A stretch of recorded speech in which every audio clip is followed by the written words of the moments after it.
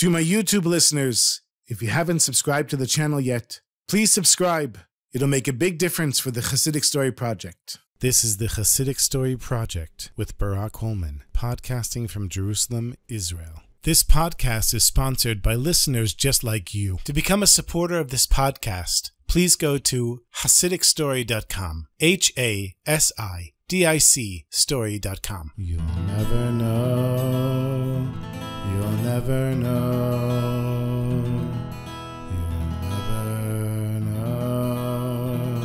You'll never know. This is a story that was told by the Belzer Rebbe himself. The Rabbi of Belz, Rabbi Aaron Rokeach, and his brother, Mordechai, the Rabbi of Bielgori, were smuggled out of the Bochnia ghetto in 1943, in the middle of World War II during the Holocaust.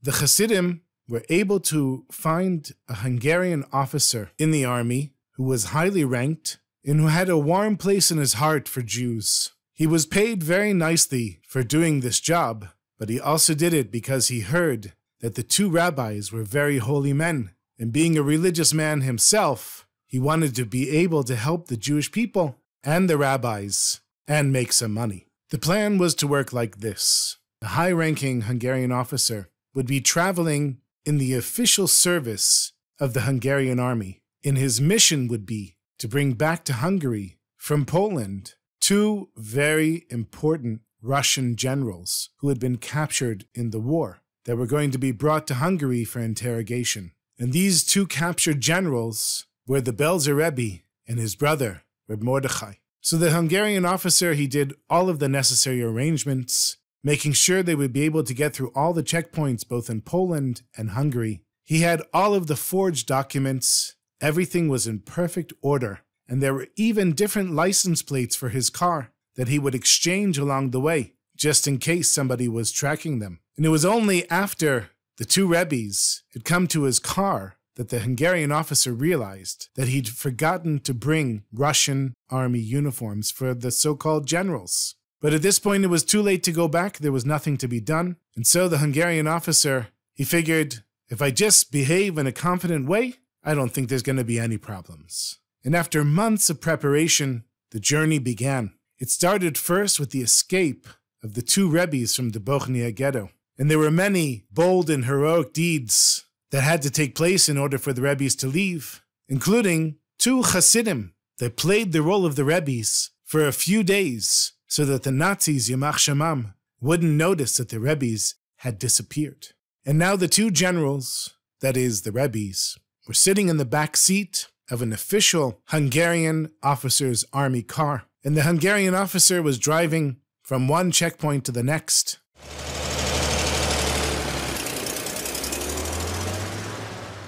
The two gentlemen sitting in the back looked nothing like the Rebbes that everybody had recognized because they had cut off their payas and shaved their beards, put on secular clothes, nothing to identify them as a Jew. As the Hungarian officer passed each checkpoint, he became more and more confident. And at some point, he even started singing out loud Hungarian songs. At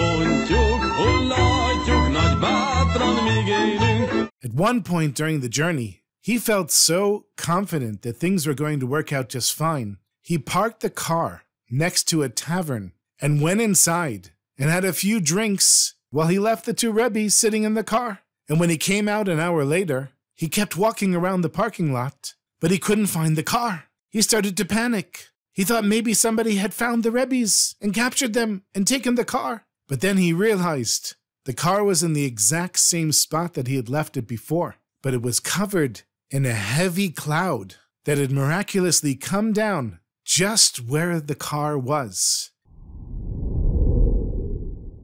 And when the Hungarian officer realized that this was clearly divine intervention to keep the Rebbes protected so that nobody would see them, he crossed himself and thanked God for letting him be the messenger for these two special Jews. Finally, after traveling for a long time, they reached the Hungarian border, and the Hungarian officer was relieved because he had finally gone through all of the Polish checkpoints, and now he was back home in Hungary.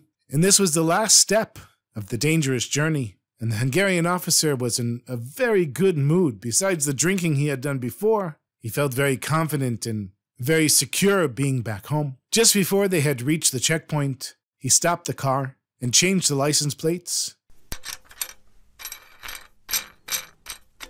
and took the old ones and went into a nearby potato field where he dug a hole and buried them deep in the ground. When they got to the first major checkpoint in Hungary, the officer didn't think there were going to be any problems at all. He stops the car and he shows all the papers to the young border guard. The guard looks at the pictures and the documents and then carefully looks at the two passengers in the back seat. And then he checks their names against the list and he looks at the Hungarian officer and he said, "Sorry, sir, I can't let you through. I don't have any orders from my superiors to expect the arrival of 2 Russian generals." The Hungarian officer, he knew that the only way he was going to get out of this was to act as if. So he said with a great deal of confidence, "Go check with your superior officer. Everything here is in order, and they're waiting at headquarters for these 2 generals to arrive. Now you make sure they're not delayed because of you." So the young soldier was a little worried. He runs quickly to bring his superior officer. And the superior officer shows up, and he apologizes to the Hungarian officer. And he said, "I'm sorry, sir, but you can see here on the list, we have no instructions about any captured Russian generals." And then the superior officer, he looks at the 2 Rebbe's in the back, and he opens the window. And he says, "Gentlemen, please, where are your uniforms? If you're actually Russian generals captured in a war, you should be wearing your uniforms and not suits. Something seems a little strange here." And then he said to the Russian generals, "How come you're not answering me?" But the Hungarian officer, he was very quick. And he said they're under strict orders to speak with no one until they get to headquarters where they'll be interrogated. And then the Hungarian officer, he continued speaking in a confident tone. He said, "How long are we supposed to wait here at this godforsaken place? I have strict orders to be at headquarters, and we're already late because of you 2. In his mind, the Hungarian officer was trying to figure out what to do and how this had gone wrong. He had paid everyone in advance. He had cleared everything in advance. There shouldn't have been any problem here. And what was he going to do now? And then, out of the blue, there was a mist. And 3 Hungarian generals, mounted on huge, beautiful horses, slowly approached the checkpoint.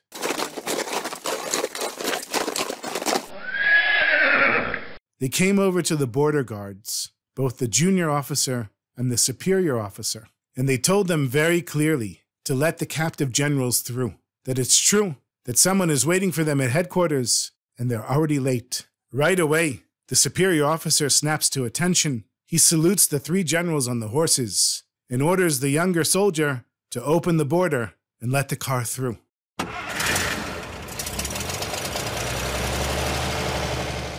And as the car crosses the border, the 3 mounted Hungarian generals on the horses sat at attention on their horses and saluted the 2 generals, that is, the 2 Rebbe's that were in the back of the car. And once the car had driven 20 minutes or so, the Hungarian officer, who was shocked out of his mind, he said to the 2 Rebbe's, "I know all of the high officers in the Hungarian army, and I have to tell you, I have never seen those 3 generals who came to rescue us at the border. I have no idea who they are." And then Reb Mordechai, he said, "We know who they are. They were our father, Rabbi Yisachar Dov Ber, who died in 1927, our grandfather, Rabbi Yehoshua, who died in 1894, and our great-grandfather, Rabbi Shalom, the Seraph, who died in 1855. And they are all top-ranking generals in the army of HaKadosh Baruch Hu."